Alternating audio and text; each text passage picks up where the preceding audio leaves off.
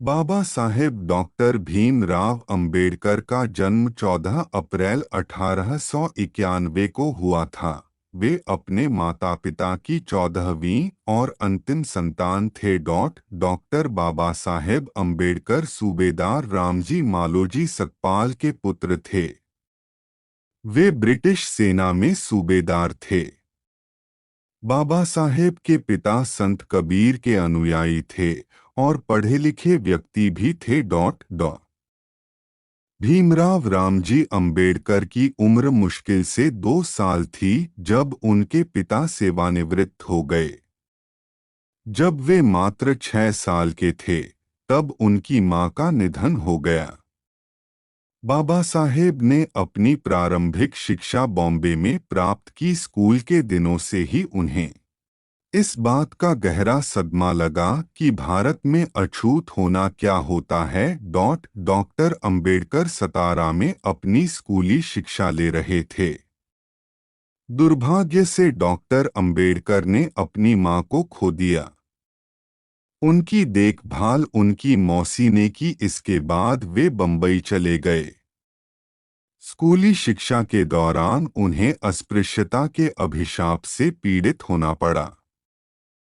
उनकी शादी मैट्रिकुलेशन के बाद 1907 में एक बाजार के खुले शेड में हुई थी। डॉक्टर अंबेडकर ने बॉम्बे के एल्फिंस्टन कॉलेज से स्नातक की पढ़ाई पूरी की, जिसके लिए उन्हें बड़ौदा के महामहिम सयाजीराव गायकवाड़ से छात्रवृत्ति मिल रही थी। स्नातक होने के बाद उन्हें बांड के अनुसार बड़ौदा संस्थान में शामिल होना पड़ा।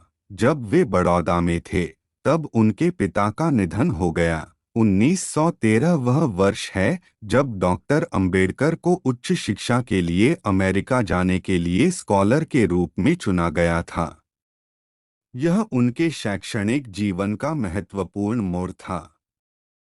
उन्होंने 1915 और 1916 में क्रमशः कोलंबिया विश्वविद्यालय से एमए और पीएचडी की डिग्री प्राप्त की। इसके बाद वे आगे की पढ़ाई के लिए लंदन चले गए।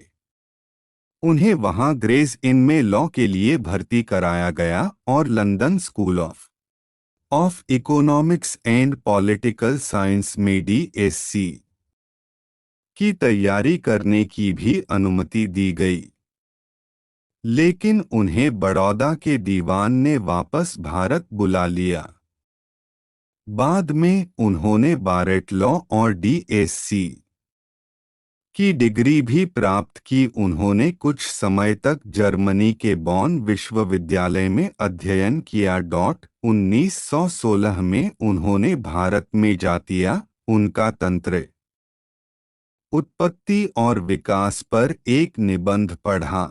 1916 में उन्होंने अपना शोध प्रबंध भारत के लिए राष्ट्रीय लाभांश एक ऐतिहासिक और विश्लेषणात्मक अध्ययन लिखा और अपनी पीएचडी की डिग्री प्राप्त की। यह 8 साल बाद शीर्षक के तहत प्रकाशित हुआ। ब्रिटिश भारत में प्रांतीय वित्त का विकास। फिर इस उच्चतम डिग्री को प्राप्त करने के बाद वे भारत लौट आए और उन्हें भविष्य में वित्त मंत्री के रूप में तैयार करने के उद्देश्य से बड़ौदा के महाराजा के सैन्य सचिव के रूप में नियुक्त किया गया। सितंबर 1917 में जब उनकी छात्रवृत्ति अवधि समाप्त हो गई तो बाबा साहेब शहर लौट आए और सेवा में शामिल हो गए। लेकिन नवंबर 1917 तक शहर में कुछ समय रहने के बाद वे मुंबई चले गए। अस्पृश्यता के आधार पर उनके साथ हुए दुर्व्यवहार ने उन्हें सेवा छोड़ने पर मजबूर कर दिया। डॉक्टर अंबेडकर बंबई लौट आए और सिडेनहैम कॉलेज में राजनीतिक अर्थव्यवस्था के प्रोफेसर के रूप में शामिल हो गए। चूंकि वह बहुत पढ़े लिखे थे, इसलिए वे छात्रों के बीच बहुत लोकप्रिय थे। लेकिन उन्होंने लंदन में कानून और अर्थशास्त्र की पढ़ाई फिर से शुरू करने के लिए अपने पद से इस्तीफा दे दिया। कोल्हापुर के महाराजा ने उन्हें आर्थिक मदद दी। 1921 में उन्होंने अपनी थीसिस लिखी, ब्रिटिश भारत में शाही वित्त का प्रांतीय विकेंद्रीकरण, और लंदन विश्वविद्यालय से एमएससी की डिग्री पर प्राप्त की। फिर उन्होंने जर्मनी के बॉन विश्वविद्यालय में कुछ समय बिताया। 1923 में उन्होंने डीएससी की डिग्री के लिए अपनी थीसिस रुपए की समस्या, उसका उद्गम और समाधान प्रस्तुत की। 1923 में उन्हें बार में बुलाया गया। 1924 में इंग्लैंड से वापस आने के बाद उन्होंने दलित वर्गों के कल्याण के लिए एक एसोसिएशन की शुरुआत की, जिसके अध्यक्ष सर चिमनलाल सीतलवाड़ और अध्यक्ष डॉक्टर अंबेडकर थे।